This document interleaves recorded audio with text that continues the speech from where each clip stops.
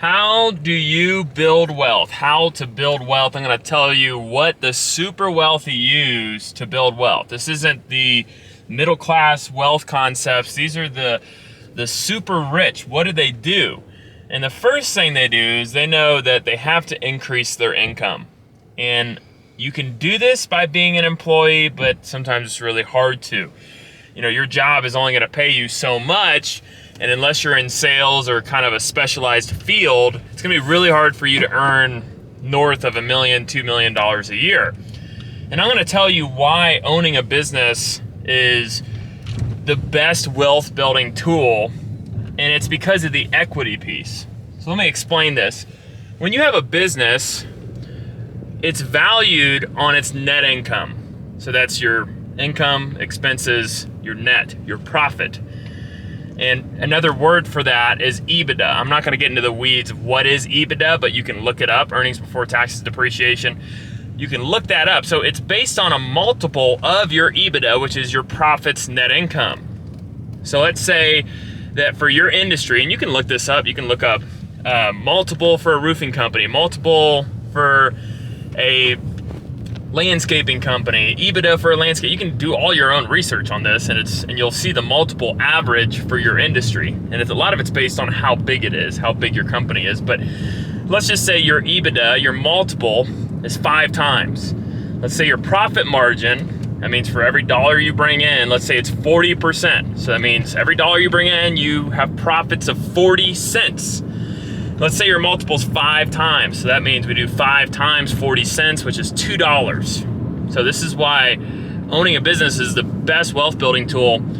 Every time you bring in $1, you get back $1, $2. You get back $1 in equity. So your business brings in $1, you have net worth equity of $2, called multiplying, right?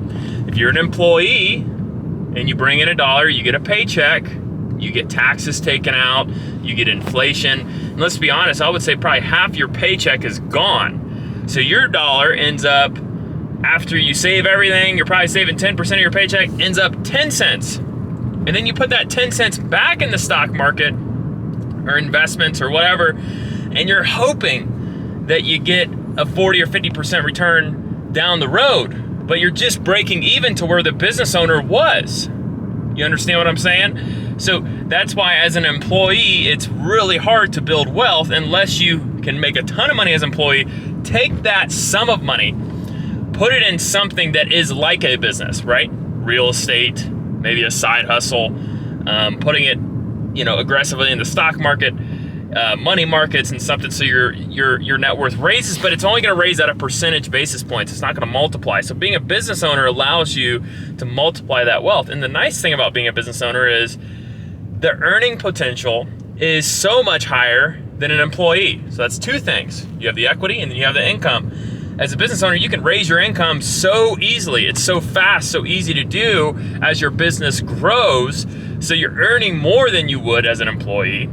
And you're getting equity for all those earnings coming in. Like I said before, 40% of whatever you bring in is added back, $1 back. So if you add another $100,000 in equity, or in income, that's $200,000 in equity. So you just gained $100,000. So you have to look at this and say, okay, am I gonna take the traditional wealth building approach, which is save part of my paycheck and slowly grow it and basically have the same kind of lifestyle my whole life? Or as a business owner, you're able to really multiply that net worth of yours. That's why you'll see business owners, you'll hear business owners selling their company for 20, 30, 40, $50 million.